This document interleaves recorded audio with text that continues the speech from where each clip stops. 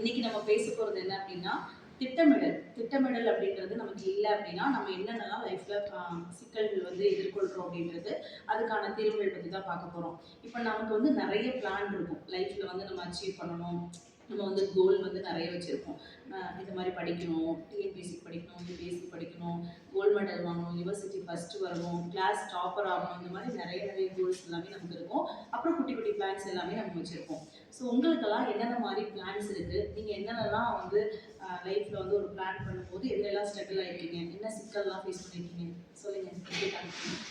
நம்ம இப்போ பிபிஏ முடிச்சுட்டு அடுத்து எம்பிஏ வந்து அப்ராட்ல பண்ணுவோம். அதுக்கு வந்து வீட்டில் கன்வின்ஸ் பண்ணுறதுக்கு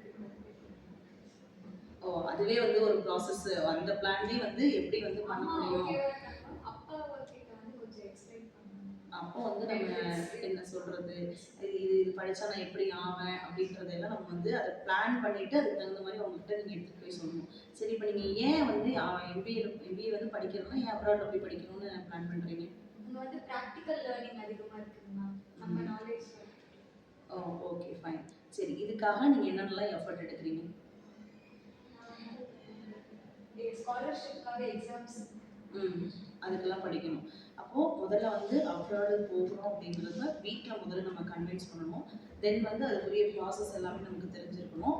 அதுக்கப்புறம் இதில் இருக்கக்கூடிய மெட்டாஸ் லெவல் 1 லெவல் 2 இது எல்லாமே இருக்கும். இதெல்லாம் நம்ம முடிச்சோம்னாலே பண்ணிடலாம். ஸோ ஃபஸ்ட்டு வந்து நம்ம வீட்டில் கன்வின்ஸ் பண்ணுறதுங்கிறது ஒரு பெரிய இதுதான். அது நம்ம பிளானை தாண்டி அப்பாற்பட்டது. சக்ஸஸ் ஆக வாழ்த்துக்கள். அனன்யா சொல்லுங்கள், என்ன பிளான்? எனக்கு என்ன பண்ணா ஃபர்ஸ்ட் டிகிரி எடுத்து எம்பிஏ காட்டி ஓகே சொல்லிட்டாங்க, நீ படிச்சது ஓகே அப்ராட்ல போய் படிச்சுன்னு சொன்னாங்க. பட் அது அப்ராட்ல போய் எம்பிஏ கம்ப்ளீட் பண்ணாலும் அதுக்கு நம்ம எந்த மாதிரி ஜாப்ஸ் நான் சூஸ் பண்ணோம் அது கம்ப்ளீட். சரி, ஓகே. வேற என்னென்ன பிளான்ஸ் எல்லாம் இருக்கு? அதுதான் நான் மெயினாக அதுதான் ஃபோக்கஸ் பண்ணுறது. ஓகே, நமக்கு ஸ்டடீஸ்னு வரும்போது நம்ம என்னென்னலாம் பிளான் பண்ணி சொதப்புது, என்னென்னலாம் நம்ம சொதப்புறோம், என்னென்னலாம் நம்ம பிளான் பண்ணுறது தவறுறோம்? ஒரு பிளான் வச்சிருக்கோம் மேம். ஆனால் வேற அந்த பிளான்லயே வந்துட்டு ஒரு டாபிக் வரும்போது ஆட்டோமேட்டிக்கலி நம்ம பிளான் பண்றது ஒரு ஷிஃப்ட் ஆயிடும். நம்ம இப்படிதான் பிளான் பண்ணி வச்சிருக்கோம், பட் அது வேற டாபிக் வரும்போது அந்த பிளான் ஆட்டோமேட்டிக்கலி சேஞ்ச் ஆகுது. அதுல இருந்து நம்ம வந்து திசை மாறி போயிடுறோம். அப்போ அந்த விஷயத்தை செய்ய முடியாம போகுது. கார்த்திக்? இப்போ வந்து என்னை பொறுத்த வரைக்கும் நான் ஃபர்ஸ்ட் வந்து ஒரு ஃபில்ம் மேக்கர் ஆகணும்னு ஆசைப்பட்டேன். ஓகே. அதுக்கப்புறம் கொஞ்சம் வேரி ஆனதுக்கப்புறம் லீடர்ஷிப் மேலே ஒரு ஆசை இருந்துச்சு. அதனால ஆண்டர்பிரினர்ஷிப் சூஸ் பண்ணேன். ஏன்னா அவருக்கு எல்லாரும் லீட் பண்ணி நம்ம போகணும்னு சூஸ் பண்ணேன். பிபிஏ முடிச்சுட்டு அதுக்கப்புறம் எம்பிஏ பண்ணலாம் அப்படின்னு வச்சுருந்தேன். இப்போதைக்கு ஏற்பட்டு கேட்டதுக்கப்புறம் 1 இயர் வச்சு கம்பெனியில் வேலை பார்த்துட்டு அண்ட் அது வச்சு நீ வந்து எக்ஸ்பீரியன்ஸ் கெயின் பண்ணதுக்கப்புறம் எம்பிஏ ட்ரை பண்ணேன். ஓகே, ஒன்ஸ் பிபிஏ முடிச்சதுக்கப்புறம் அப்புறம் ஒரு எக்ஸ்பீரியன்ஸ் எதாவது பண்ணிட்டு அப்புறம் எம்பிஏ. ஓகே. அப்துல்க்கு? இப்போ செமஸ்டர் எக்ஸாம் வருதுன்னா நம்ம ஒரு கொஸ்டின் படிக்கிறோம். அது நம்ம பிளான் தான் கொஸ்டின் வரும் நம்ம நினைச்சு போறோம். ஆனால் அந்த கொஸ்டின் வர மாட்டேங்குது, மார்க் கம்மியாக தான். செமஸ்டர் நம்ம பாஸ் ஆகிறதுக்கு என்ன பண்ண என்ன பிளான் பண்ணணும் அது சொதப்பது. ஓகே, சுதர்ஷனுக்கு? வந்து ஹையர் ஸ்டடீஸ் பிபிஏ போகலான்னு இருக்கேன். ஓகே. அதுனா ஃபஸ்ட்டு வந்து எல்லாம் ட்ரை பண்ணோம்.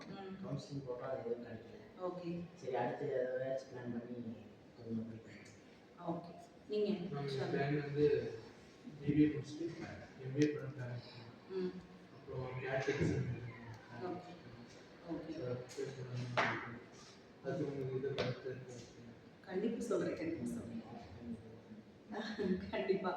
சரி, இப்போ வந்து நீங்கள் எல்லாருமே உங்களோட ஃப்யூச்சர் பிளான் சொன்னீங்க. ஸோ இந்த ஃப்யூச்சர் பிளானுக்கு நம்ம திட்டமிடல் எப்படி இருக்கணும் அப்படின்னா ரெகுலரைஸாக நம்ம ஒர்க் பண்ணணும். சரிங்களா? ஃபஸ்ட்டு வந்து நம்ம டே டு டே லைஃப்பில் நம்ம எதுக்கெல்லாம் அதிகமாக செலவிடுறோம், எதுக்கெல்லாம் குறைவாக செலவிடுறோன்ற ஒரு ரோட் மேப் நம்ம போடணும். சரிங்களா? அப்புறம் அதை பற்றின அவேர்னஸ் இருக்கணும். நம்ம ஒரு டிகிரி போடுறதுனாலும் சரி, என்ன வேலை செய்கிறதுனாலும் சரி, நம்ம முதல்ல அதை பற்றின அவேர்னஸ், அதை பற்றின விஷயங்கள் எல்லாமே ஒரு முறைக்கு 2 முறை செக் பண்ணிக்கணும். செக் பண்ணிவிட்டு அதுக்குரிய ப்ராசஸ், அதில் நம்மளோட எஃபர்ட் எப்படி இருக்குது அதை வந்து நீங்கள் ஒரு டயக்ராம் போடணும். நேற்றுக்கு இந்த வேலைக்காக நான் இவ்வளோ நேரம் செலவிட்டேன், இன்றைக்கி இவ்வளோ நேரம், ஒரு நாள் லீவ் எடுத்துக்கிட்டேன், ஒரு நாள்.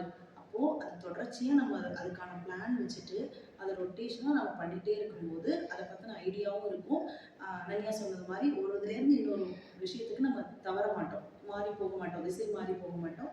அது வந்து தவிர்த்திடலாம். ஃபஸ்ட்டு இருக்க வேண்டியது நமக்கு அவேர்னஸ் தான். என்ன விஷயம் பண்ண போகிறோன்றது தெரியணும். இப்போ அப்துல் சொன்ன மாதிரி செமஸ்டரில் இந்த கேள்வி தான் வரும்னு படிச்சுட்டு போனோம் அப்படின்னா அது நம்ம வந்து செய்யறது வந்து ரொம்ப தப்பு. ஏன்னா நமக்கு மல்டிபிள் சிலபஸ் இருக்குன்றப்போ அந்த சிலபஸ்லேருந்து இந்த கேள்வி தான் வரும்னு நம்மளால சொல்ல முடியாது. ஏன்னா இப்போ எல்லாமே வந்து சிஸ்டமேட்டிக் தான். ஸோ ஏஐ தான் நமக்கு வந்து கொஷின் பேப்பர் வந்து எடுக்குது. ஸோ அதனால வந்து இந்த கேள்வி தான் வரும்னு ஐடென்டிஃபை பண்ணிக்க முடியாது.